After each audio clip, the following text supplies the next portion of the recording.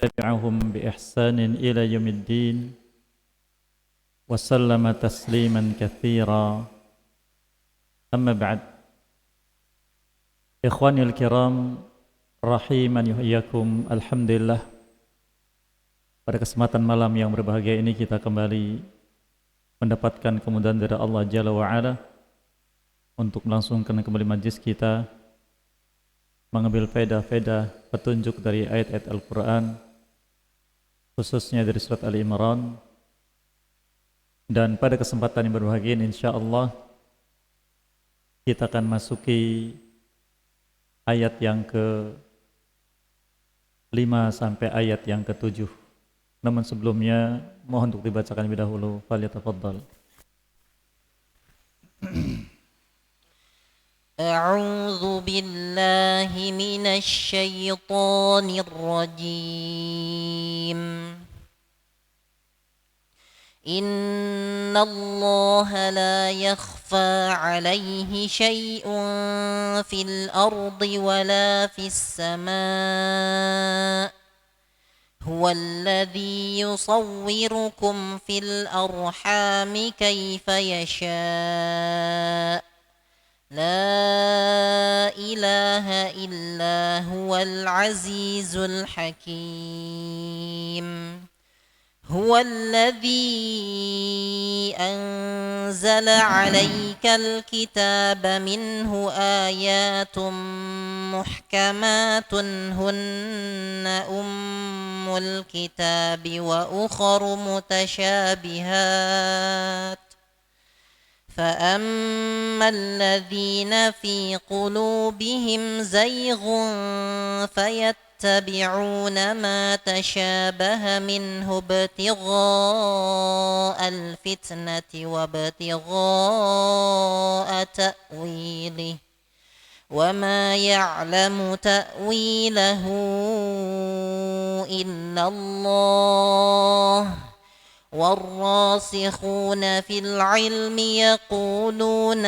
آمنا به كل من عند ربنا وما يذكر إلا أولو الألباب. Barakallahu fikum wa jazakum khairan. Allah berfirman, a'udzubillahi minasyaitonir rajim. Innallaha la yakhfa 'alaihi syai'un fil ardi wala fis sama'. Sesungguhnya Allah tidak ada sesuatu pun yang terhalangi untuk diketahui olehnya sedikit pun, baik di bumi atau juga di langit. Walladzi yusawwirukum fil arhami kaifa yasha' La ilaha illa huwal azizul hakim. Dialah Allah zat yang telah membentuk rupa kalian dalam rahim-rahim ibu kalian sesuai dengan apa yang Dia kehendaki. Maka tidak ada sembahan yang berhak diibadahi kecuali Dia, zat yang maha perkasa lagi mulia dan bijak lagi adil hukumnya. Walladzi anzala 'alaikal kitaba minhu ayatun muhkamatun hunna ummul kitabi wa ukhra mutasyabihat. Fammal ladzina fi qulubihim zayghun fayattabi'una ma tashabaha minhu ibtigha'al fitnati wa ibtigha'a ta'wilihi. Wa ma ya'lamu ta'wilahu illa Allah. Warrasikhuna fil 'ilmi yaquluna amanna bihi kullun min 'indi rabbina. وَمَا يَذَّكَّرُ إِلَّا أُولُو الْأَلْبَابِ. Dialah Allah zat yang telah menurunkan kepadamu kitab ini, Al-Quran. Di dalamnya terdapat ayat-ayat muhkamat, itulah ummul kitab, dan yang lain mutasyabihat. Adapun orang-orang yang dalam hatinya terdapat penyakit zaigh, penyimpangan, maka mereka mengikuti apa yang mutasyabih dari ayat-ayat Al-Quran dalam rangka ingin menimbulkan fitnah dan ingin mencari tahu takwilnya. Dan tidak ada yang mengetahui takwilnya kecuali Allah dan orang-orang yang dalam ilmu. Mereka mengatakan kami beriman dengan ayat itu semua, karena semua yang datang dari Tuhan kami Allah, dan tidak ada yang ingat atau mengetahui akan hal tersebut kecuali orang-orang yang dikategorikan ulul albab, yang berakal. Ayat-ayat ini masih kelanjutan dari Allah Jalla wa'ala, penjelasan akan dirinya, memperkenalkan kepada kita sekalian. Sebagaimana sudah kita ambil faedahnya di majlis yang lalu, di ayat sebelumnya, yaitu apabila Allah Jalla wa'ala mengawali ayatnya dengan Allahu atau semisalnya dari namanya atau isyarat dengan kata gantinya, maka Allah sedang memperkenalkan dirinya kepada kita tentang nama-namanya, tentang sifatnya, dan tentang zatnya. Dan inilah pintu gerbang tauhid. Seseorang tidak akan benar tauhidnya sampai dia mengenal Allah Subhanahu wa taala dan bisa menetapkan akan zatnya, wujudnya, nama-namanya sebagaimana yang Allah inginkan, dan sifat-sifatnya. Oleh karena Allah Jalla wa'ala menyebutkan di surat As-Surah, di surat Asy-Syura ayat yang ke-11, laisa kamitslihi syai' wa huwas samii'ul 'alim. Tidak ada yang semisal dengan Allah sedikit pun dalam zat, dalam nama, dan dalam sifat. Dan dia maha mendengar lagi, maha mengetahui, menetapkan nama-namanya. Oleh karena Allah Jalla wa'ala memberikan penghargaan lewat lisan Nabi SAW bagi siapapun yang hafal akan nama-namanya dan menetapkannya, termasuk sifat-sifat yang terkandung dalamnya, serta beriman dengannya, dengan surga. Nabi kita sabdakan SAW, inna lillahi tis'atan wa tis'ina isman wa fi riwayatin mi'a ila wahidah man ahsaha dakhala jannah, atau kama qala SAW. Sehingga Allah punya nama 99, 100-nya kurang 1. Maka barang siapa yang hafal akan nama-nama tersebut dan mengimaninya, maka dia dijamin masuk surga. Menunjukkan bahwa penting bagi setiap hamba untuk mengenal Allah Jalla wa'ala dari nama-namanya dan sifat-sifatnya, serta memuliakannya dan mengagungkannya dengan menghadirkan tuntutan dari nama dan sifat tersebut. Kemudian Allah Jalla wa'ala menegaskan setelah memperkenalkan dirinya bahwasanya dia sembahan yang berhak untuk diibadahi dan selainnya tidak. Lalu menetapkan bahwa dia zat yang hidup, maha hidup, dan berdiri sendiri, serta menurunkan kitab-kitab kepada para nabi dan rasul, termasuk kepada Nabi kita Muhammad SAW, itu Al-Quran. Maka Allah menegaskan, innallaha la yakhfa 'alaihi syai'. Sesungguhnya Allah Azza wa Jalla yang tadi disebutkan tentang sebagian dari namanya dan sifatnya, la yakhfa 'alaihi syai'. Tidak ada yang terhalangi dari pantauannya sedikit pun, dari ilmunya, walaupun di dalam hati seseorang tidak ditampakkan kepada siapapun dengan penglihatannya. Apapun yang diperbuat manusia, Allah melihatnya, walau di tempat yang sangat tersembunyi. Dan dengan pendengarannya, apapun yang diucapkan manusia walaupun bisik-bisik, maka Allah mendengarnya, tidak ada yang tersembunyi. Maka Allah firmankan hal tersebut, contohnya di surat Ghafir. Allah menyebutkan di ayat yang ke-19, ya'lamu kha'inatal a'yuni wa ma tukhfis sudur. Dia mengetahui, berilmu, mata-mata yang berkhianat, yaitu mata yang memandang perkara yang Allah haramkan padahal sedang berkumpul dengan yang lain tidak mengetahui apa akan yang diperbuat orang tersebut. Allah tahu. Wa ma tukhfis sudur, dan apa yang tersimpan dalam dada-dada manusia dari keinginan, Allah tahu. Allah juga menegaskan di surat yang lain di surat Al-Jin. Contohnya di ayat yang ke-26 dan 27. Alimul ghaibi fala yuzhiru ala ghaibi ahada illa man irtada min rasul. Dialah zat yang mengetahui perkara gaib, maka tidak ada yang mengetahui atau Allah tidak menampakkan perkara gaibnya itu sedikit pun kepada siapapun kecuali orang yang Allah ridhai dan dia seorang rasul. Itu apapun yang manusia tidak bisa mengetahuinya, tidak bisa menjangkaunya dengan ilmunya, Allah tahu. Oleh karenanya Allah juga menyebutkan lebih detail tentang hal tersebut. Contohnya di surat Al-An'am ayat yang ke-59.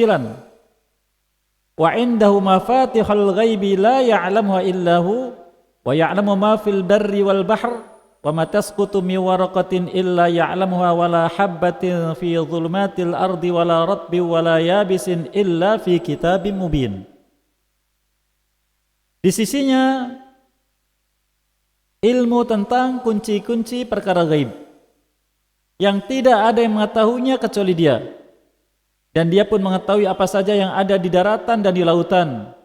Bahkan tidak ada satu daun pun yang jatuh ke bumi walau di malam hari, di tengah hutan, tidak ada makhluk sedikit pun Allah mengetahuinya. Dan tidak ada satu biji pun dalam kegelapan bumi di dalamnya yang tumbuh tersimpan, Allah tahu.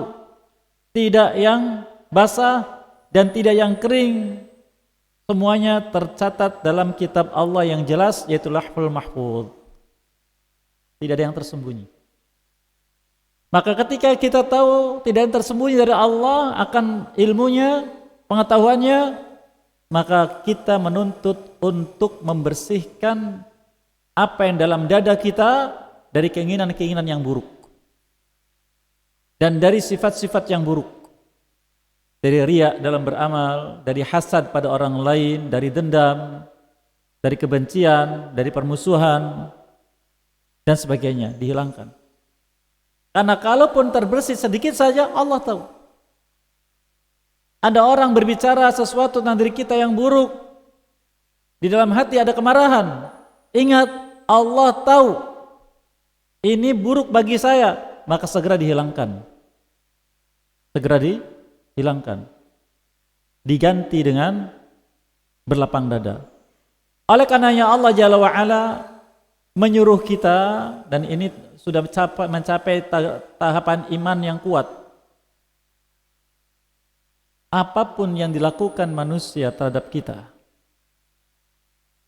apapun, maka hendaklah kita menghadirkan 3 sifat, menyikapinya dengan 3 sifat yang Allah sebutkan itu di surat At-Taghabun ayat yang ke-14. Allah firmankan, wa in ta'fu wa tasfahu wa taghfiru fa innallaha ghafurur rahim. Jika engkau memaafkan, engkau berlapang dada ridha, dan engkau mengampuni tidak membalas, sesungguhnya Allah Maha Pengampun lagi Maha Penyayang. Yaitu itu semua bila bersikap demikian sebab dari ampunan Allah untukmu. Dan ayat ini alurnya tentang anak-anak, istri dan anak-anak. Maka demikian kepada orang lain. Jadi kalau ada orang lain membuat kita marah, membuat kita jengkel, membuat kita benci, sabar, meredam, memaafkan, dan tidak membalas. Maka kalau sudah bisa begitu, itulah sebab ampunan dosa dari Allah.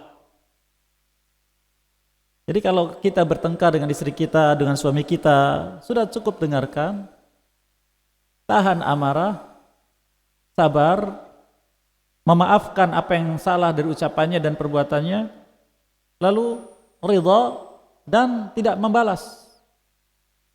Selesai bisa begitu, dosa kita diampuni. dosa diampuni. Oleh karena Allah Jalla wa'ala menyebutkan hal tersebut, contohnya di surat An-Nur. Di surat An-Nur, di ayat yang ke-22, tentang Abu Bakar As-Siddiq radhiyallahu anhu ketika menyebar berita dusta tentang anaknya Ummul Mukminin Aisyah radhiyallahu anha, bahwasanya beliau berbuat zina tanpa bukti, sampai berlangsung waktu yang lama sekitar 2 bulan.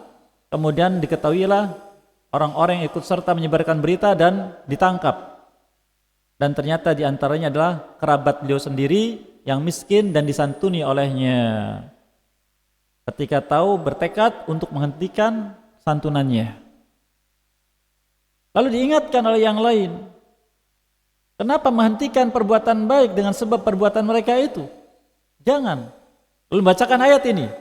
Allah firmankan, wala ya'tali ulul fadli minkum was-sa'ati ayyutu ulil qurba wal masakin wal muhajirina fi sabilillah wal ya'fu wal yasfahu ala tuhibbuna ay yaghfirallahu lakum wallahu ghafurur rahim.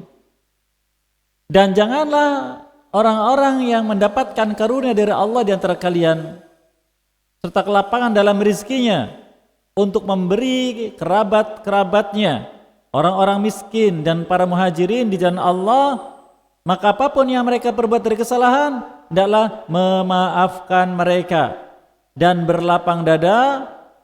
Tidakkah kalian suka bila Allah mengampuni dosa-dosa kalian? Dan Allah Maha Pengampun lagi Maha Penyayang. Itu yang kita ambil. Allah tahu isi hati kita, maka inilah yang harus kita tanamkan.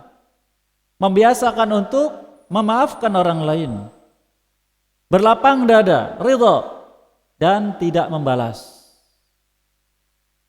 Apalagi Allah menegaskan sifat itu adalah sifat takwa di surat Ali Imran ini ayat 134. Wal kadhiminal ghaidha wal 'afina 'anil nas. Mereka orang yang meredam amarah dan maafkan orang lain. Ini Allah mengetahui isi hati kita. Maka kita berusaha agar ketika Allah mengetahui isi hati saya dalam keadaan bersih, dalam keadaan baik, tidak ada keburukan. Maka apabila muncul keburukan, segera istighfar pada Allah.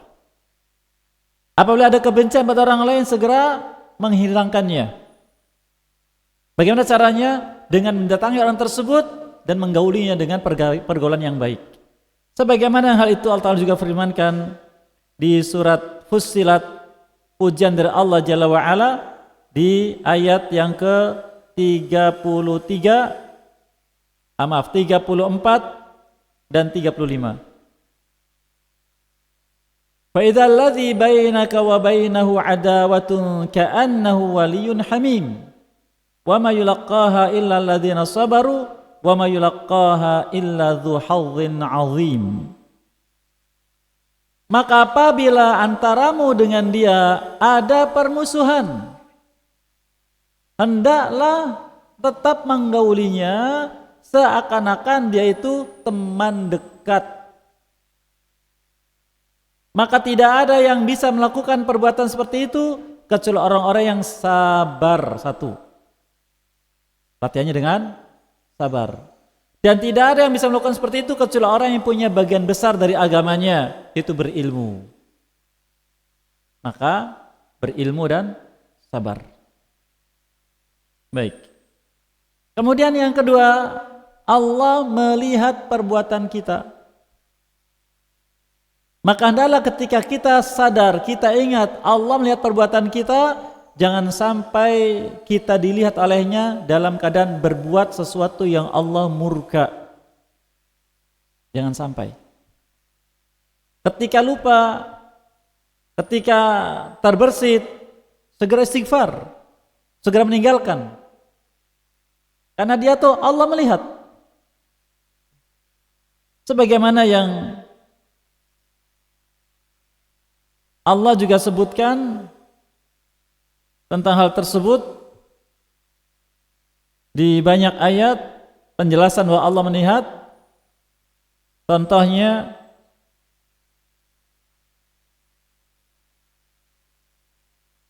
Di surat Al-Baqarah sudah kita lewati di ayat yang ke-265, wallahu bima ta'maluna basir, dan Allah dengan apa yang kalian amalkan melihatnya. Melihat. Jadi berusaha ketika kita ingat Allah melihat, kita berusaha agar Allah melihat amal saya dalam keadaan saya berbuat baik. Kapan Allah melihat amal kita? Setiap saat. Yang ketiga,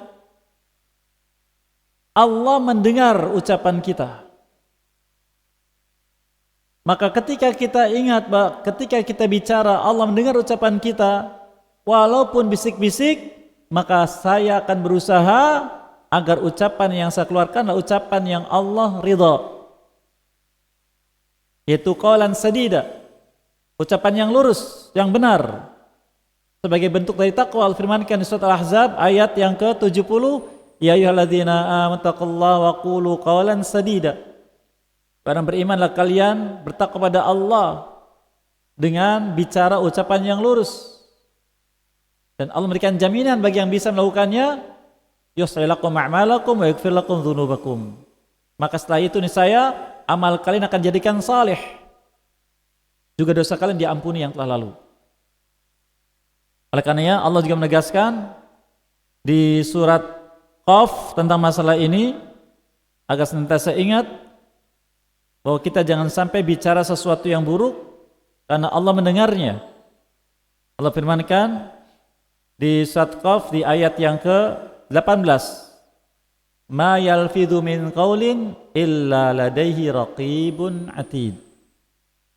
Tidak ada satu lafaz pun dari ucapan melainkan di sisi orang tersebut ada raqib dan atid, dua malaikat yang mencatat. Demikian juga Allah Ta'ala sebutkan di surat Al-Mujadilah ayat yang ke-7. Allah firmankan, alam tara anna Allah ya'lamu ma fis samawati wa fil ard wa ma yakunu min najwa thalatha ma yakunu min najwa thalathatin illa huwa rabi'uhum wa la khamsatin illa huwa sadisuhum wa la adna min dhalika wa la akthara illa huwa ma'ahum aina ma kanu. Tidakkah engkau lihat bahwasanya Allah mengetahui, nah ini kembali mengetahui apa saja yang ada di langit yang 7 lapis dan apa saja yang ada di bumi, dan tidaklah terjadi bisik-bisik di antara 3 orang dan kan Allah yang keempatnya. Tidak juga lakukan 5 orang dan kan Allah yang keenamnya. Tidak kurang dari itu 2 orang, dan tidak juga lebih dari itu, yaitu 7 orang lebih. Maka Allah senantiasa bersama mereka, bahkan walaupun seorang diri, Allah bersama mereka, mendengarnya dan mengetahuinya. Oleh karenanya Allah Jalla wa'ala juga menyebutkan dalam banyak ayat tentang bahwasanya Allah juga mendengar ucapan hambanya. Sebagaimana yang hal tersebut ya disebutkan dalam banyak ayat dan sudah kita lewati sebagiannya. Ya, Allah katakan di surat Al-Baqarah contohnya ayat 227, fa innallaha sami'un alim. Yang Allah mendengar lagi maha melihat. Baik, kita lanjutkan. Innallaha la yakhfa 'alaihi syai'un. Sesungguhnya Allah tidak ada yang terhalangi, tersembunyi darinya sedikit pun. Dimanapun, tidak di bumi, tidak di langit. Allah mendengar ucapan, Allah melihat perbuatan dan mengetahui isi hati. Kemudian Allah tegaskan fil ardi wala fis sama, tidak di bumi, tidak di langit. Tidak ada yang tersembunyi dari Allah sedikit pun, yang tadi kita dapatkan penjelasannya di surat Al-An'am. Walau di tengah hutan yang gelap gulita, tanpa makhluk sedikit pun, biji yang tersimpan dalam tanah, Allah tahu berapa jumlahnya, berapa besarnya, bagaimana dia tumbuh, Allah tahu. Daun yang jatuh, Allah tahu. Jumlah ikan teri di laut Allah tahu berapa. Tidak yang tersembunyi, karena Dia penciptanya dan pemiliknya serta pengaturnya. Maka tuntutannya adalah tadi yang disebutkan, agar kita berusaha membersihkan hati kita dari hal-hal yang buruk. Jangan sampai Allah mengetahuinya ada keburukan dalam hati kita. Dan jangan sampai Allah mendengar ucapan kita yang buruk dari caci maki, laknat, sumpah serapah dan semisalnya. Dan jangan sampai Allah melihat perbuatan buruk kita. Dan itu tidak luput dari Allah sedikit pun.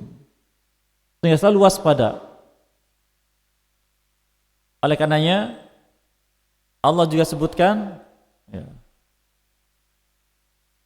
di surat Ali Imran ini, ketika kita beriman dengan sifat ini, maka Allah mengingatkan kita. Contohnya di surat Ali Imran ini di ayat 28 nanti Allah firmankan, wa yuhadzirukumullahu nafsah, dan Allah memperingatkan kalian akan dirinya. Allah memperingatkan kita di sini akan diri Allah Jalla wa Ala. Apa itu? Kalau kita tidak bisa menunaikan hak Allah, maka Allah akan menimpakan keburukan pada hamba sebagai balasan. Tidak bisa menunaikan hak Allah Subhanahu wa ta'ala, Allah akan timpakan. Allah peringatkan itu. Demikian juga Allah juga menyebutkan di surat Az-Zariyat. Allah Ta'ala firmankan di ayat yang ke-50, fafirru ilallah inni lakum minhu nadhirum mubin. Segeralah kalian lari dari azab Allah menuju Allah. Sesungguhnya aku pemberi peringatan yang nyata pada kalian semua akan azab Allah. Dan azab Allah itu jamaah, Allah sekarang ini siap menurunkan dimanapun, dan tidak lagi melihat hambanya apakah soleh atau tidak soleh. Kalau sudah sebabnya ada, Allah turunkan. Allah sudah berfirman di surat Al-An'am ayat 65, qul huwal qadiru ala ay yab'atsa 'alaikum 'adzaban. Katakan Muhammad SAW pada manusia, sesungguhnya Allah Maha mampu menimpakan pada kalian azab min fauqikum, dari atas kepala kalian. Jadi kalau kita dapati ada sesuatu di atas kepala kita yang turun, jangan merasa nyaman. Hadirkan sebab-sebab penghalang azab. Apa itu contohnya? Hujan, angin kencang. Jangan merasa nyaman. Petir, jangan merasa nyaman. Allah katakan min fauqikum, di atas kepala kalian.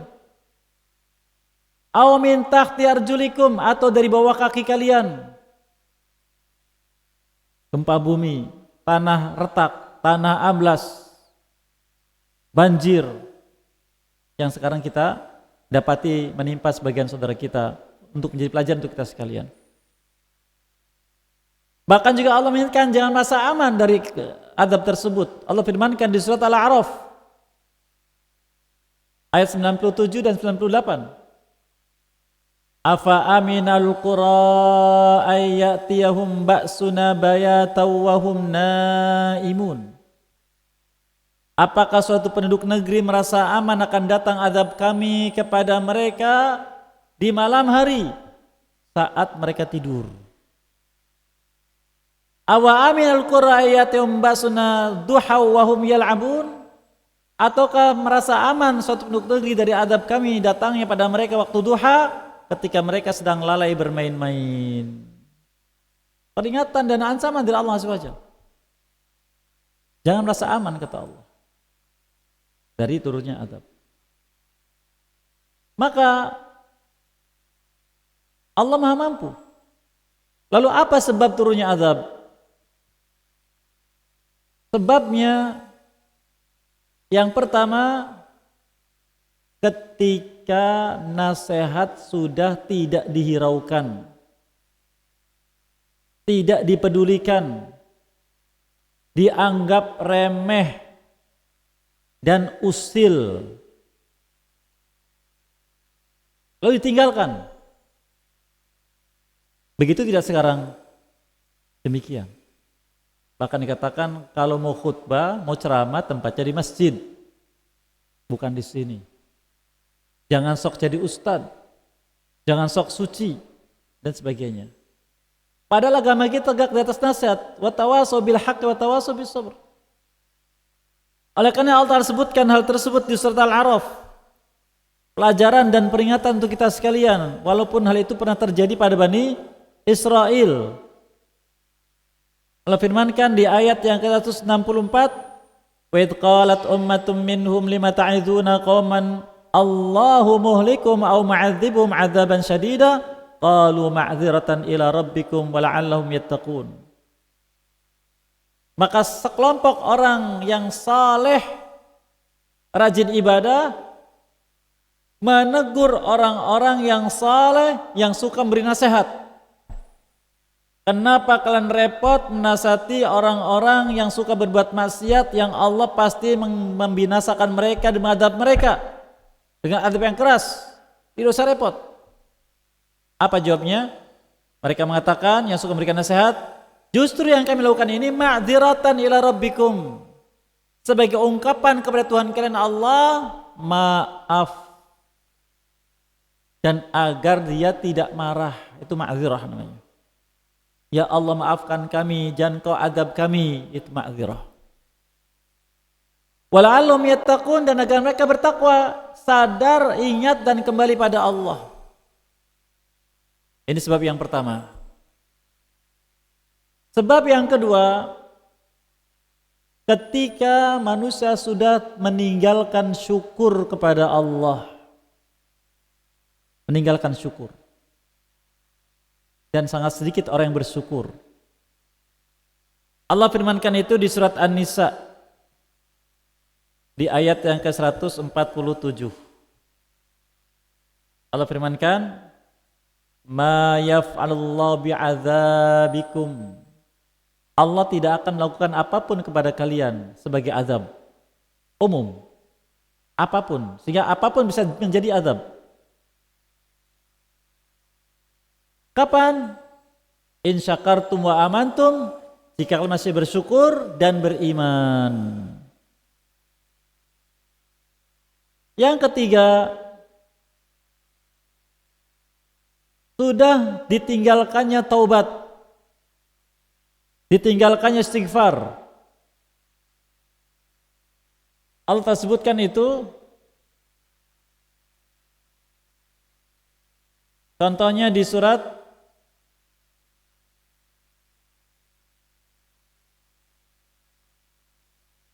Allah firmankan di surat Al-Anfal ayat 33. Wa ma kana Allah liyu'adzibahum wa anta fihim wa ma kana Allah mu'adzibahum wa hum yastaghfirun. Dan Allah sekali-kali tidak akan mengadab mereka selama engkau masih bersama mereka. Sekarang Nabi SAW sudah tidak ada bersama kita, maka penghalang azabnya sudah Allah cabut. Tapi kata Allah, Allah tidak akan mengadab mereka selama mereka masih beristighfar. Maka istighfar penghalang azab. Yang keempat, nah ini yang nampak pelajarannya sangat besar. Apa itu? Allah firmankan di surat Al-Isra di ayat yang ke-16. Wa idza aradna an nuhlika qaryatan amarna mutrafiha fa fasaqu fiha fa haqqa 'alal qaul fadammarnaha tadmira. apabila kami ingin membinasakan, menghancurkan suatu negeri, kami biarkan orang-orang yang berlebihan nikmat, mutraf, berlebihan nikmat, yang suka berfoya-foya untuk berbuat kefasikan di negeri mereka tinggal. Kalau diskotik sudah menyebar di mana-mana, bar di mana-mana, tempat pelacuran di mana-mana, dan tidak ada yang menasihati, tidak ada yang melarangnya, tidak dihentikan, bahkan sudah di pinggir jalan, yang menasihati sudah dihinakan, dilecehkan, bahkan yang punya modal, yang punya uang menunjang mereka untuk berbuat maksiat, didukung oleh mereka. Maka Al-Qatan fafasaku fiha, mereka semua berbuat fasik di negeri tersebut, di kota tersebut. Maka kata Allah, fahaqqa 'alaihal qaul. Saat itulah ketetapan kami akan diturunkan pada mereka, pada marna tadmira, kami hancurkan sehancur-hancurnya. Maka tidaklah suatu musibah menimpa suatu negeri, suatu wilayah, suatu daerah sampai hancur alamnya dan banyak yang meninggal dunia, melainkan sebab tadi ada. Sebab tadi ada, namun tidak terekspos. Ada gambaran jemaah? Jadi harus kita hadirkan penghalang dari azab. Nah, waspada. Karena Allah mendengar ucapan kita, melihat perbuatan kita, mengetahui isi hati kita. Maka berkatakan, Allah memperingatkan kita agar waspada dari ancaman azabnya. Kemudian setelah itu Allah Jalla wa'ala mengingatkan kita akan nikmat yang besar yang Allah berikan pada kita sekalian, yang banyak kita lupa. Apa itu? Wujudnya kita di muka bumi dan rupa kita yang demikian. Allah firmankan, memperkenalkan lagi, huwallazi yusawwirukum fil arhami kaifa yasha. Dialah yang membentuk wujud rupa kalian di dalam rahim-rahim ibu kalian sekehendak Allah. Dan Allah memberikan sebab terciptanya seorang manusia dan proses pembentukannya, bagaimana rupanya, warna kulitnya, itu disesuaikan dengan sebab wujudnya mereka, yaitu ayah dan ibu. Allah gabungkan. Ada yang dominan mengikuti ayahnya, rupanya, wajahnya, bentuk tubuhnya, dasar cara jalannya, sifat tabiatnya. Ada yang ikut ayahnya, ada yang ikut ibunya. Tidak dibedakan laki atau perempuan. Ada yang gabungan. Ada yang gabungan. Betul tidak begitu? Betul. Ini mengingatkan kita. Allah membentuk rupa anak kita dalam rahim ibunya. Itu tanda keagungan Allah Jalla wa'ala. Oleh karenanya, tubuh kita ini ciptaan Allah Jalla wa'ala, milik Allah, diatur olehnya. Maka kita harus ridha dengan apa yang kita dapat. Warna kulit demikian, wajah demikian, tubuh demikian, sifat demikian, harus ridha pertama. Kemudian yang kedua, bersyukur. Karena bagaimanapun inilah yang terbaik dari Allah. Allah firmankan di surat At-Tin, laqad khalaqnal insana fi ahsani taqwim. Sungguh kami telah menciptakan manusia dalam rupa wujud yang paling sempurna. Inilah wujud yang Allah berikan pada kita yang paling sempurna untuk diri saya. Walau manusia mencela dan sebagainya, tapi ini Allah katakan sempurna, maka tidak cela. Oleh karenanya tidak boleh mencela, menghina, merendahkan wujud tubuh seseorang. Sifat fisik seseorang tidak boleh. Sehingga kata ulama, barang siapa mencela fisik seseorang, sifat tubuh seseorang, berarti dia telah mencela penciptanya.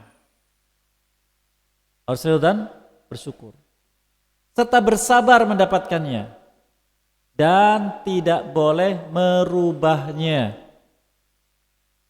Hidungnya pengen mancung dioperasi plastik, tidak boleh. Bentuk rahangnya dirubah, tidak boleh. Tidak boleh. Wanita saja makhluk yang tempatnya berhias, walaupun merubahnya bukan perubahan yang besar, kata Nabi SAW, dilaknat oleh Allah. Beliau sabdakan, innallaha la'anal washimat wal mutawashimat wan namisat wal mutanammisat wal mutafalijat lasnahinna lil husn. Kama qala sallallahu.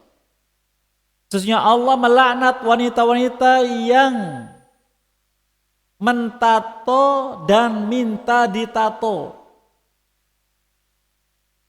karena merubah warna kulit, kekal selamanya mengikuti tubuh.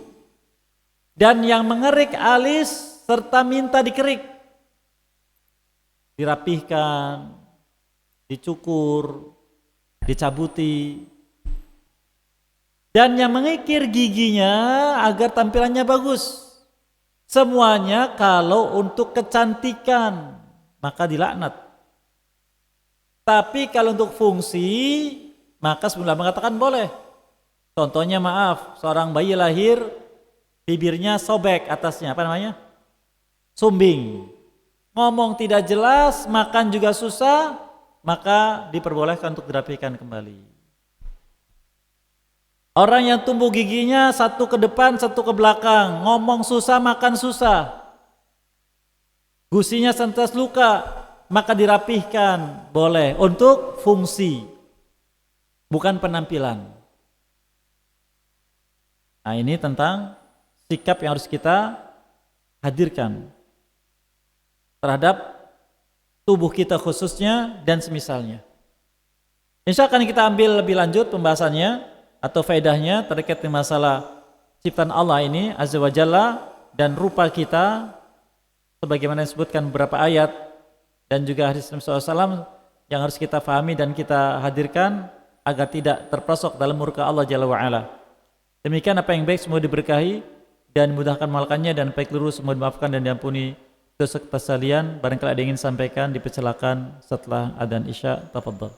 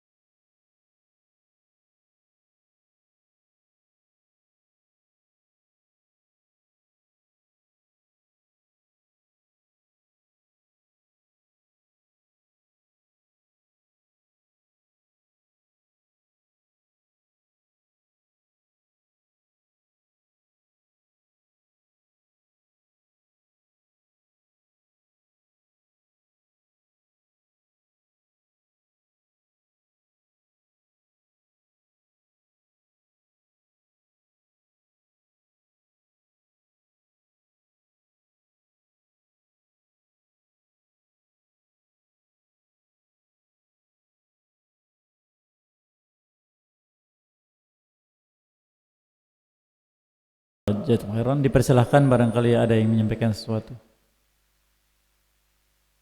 Tafadhol.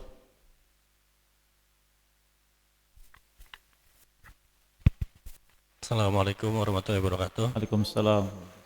Ustaz, tadi penyebab adanya azab baik di dunia maupun di akhirat adalah salah satunya yaitu maksiat, Ustaz. Iya. Dalam konteks ini anak kan bekerja di dunia kesehatan, Ustaz. Pemerintah di bidang kesehatan itu ada program namanya PrEP, Ustaz. PREP. Itu programnya itu memberikan obat anti HIV. Obat anti HIV kepada populasi yang resiko tinggi seperti misalnya LSL atau gay dan PSK, Ustaz.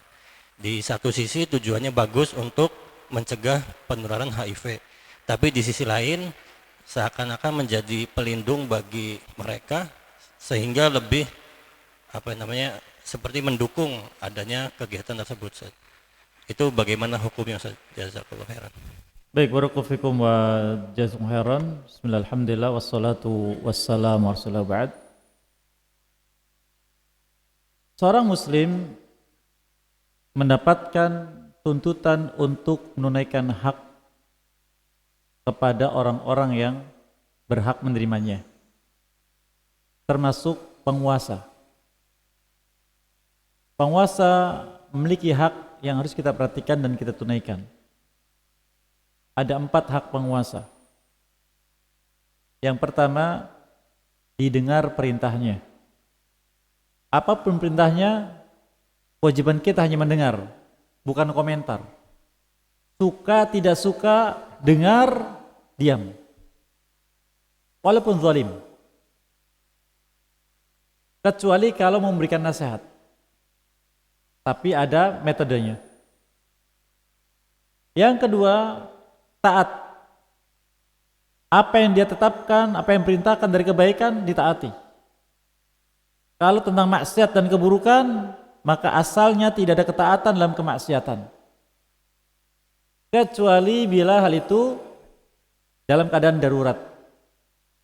Dengan ancaman. Yang nyata ancamannya. Karena kaidahnya mengatakan la ta'ata li makhluqin fi ma'sil khaliq, kata Rasulullah SAW. Tidak ada ketaatan pada makhluk dalam bermaksiat kepada pencipta Allah Azza wa Jalla. Yang ketiga, menyampaikan nasihat.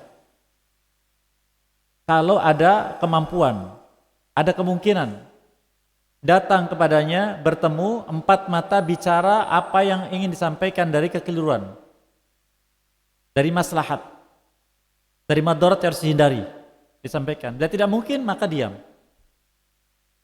Cukup diserahkan kepada Allah Azza wa Jalla. Dan yang keempat, mendoakan kebaikan untuknya, bukan doakan keburukan. Siapapun pun kita, apapun sifatnya, bagaimanapun ketetapannya, doakan kebaikan. Karena Allah yang akan merubah mereka. Ini hak pemimpin. Nah, di antaranya itu adalah ketetapan tadi. Maka apabila kita mendapati ketetapan ini ada sisi-sisi negatif, sisi madarat, kita sampaikan nasihat. Bila mampu. Bila tidak, maka berusaha untuk tidak melakukannya. Menghindar. Ternyata ini tugas sebagian orang, Ustadz, di bidang tertentu. Maka bisa tidak menghindar, menyampaikan kepada atasan, saya tidak bisa melakukan masalah ini. Tidak berhak, dan sebagainya. Bagaimana untuk bisa menghindar. Lalu kalau diharuskan bagaimana, maka dilakukan sambil memberikan nasihat kepada orang yang mendapatkannya. Anda kenapa tahu tidak mendapatkan obat ini, suntikan ini? Kenapa? Karena profesi Anda demikian. Tahu tidak, Anda sebagai seorang muslim, tahu tidak perbuatan ini dalam Islam? Demikian, dinasihati. Kalau non-muslim bagaimana? Sama, non-muslim juga sama, nasihati. Kembalikan kepada agama mereka. Karena semua agama melarang itu. Ketika sadar, maka kita pun nasihati. Ketika ingat, dan kita harus kembali kepada pencipta kita. Tidak kita katakan Tuhan kita tidak, karena berbeda kepada pencipta kita. Waspada dari kemarahannya. Nanti mereka bertanya, siapa mencipta kita? Menurut Anda siapa? Nah, saya tidak tahu. Saya tahunya sembahan. Pencipta kita adalah Allah Azza wa Jalla. Jadi ada nilai dakwah. Begitu barangkali. Wallahu a'lam bishawab. Silakan.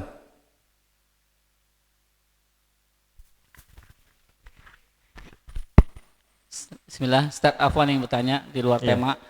Ketika kita menjadi panitia suatu kegiatan seperti contohnya seminar, Ustaz. Nah, itu salah satu pembicaranya itu adalah perempuan gitu, akhwat.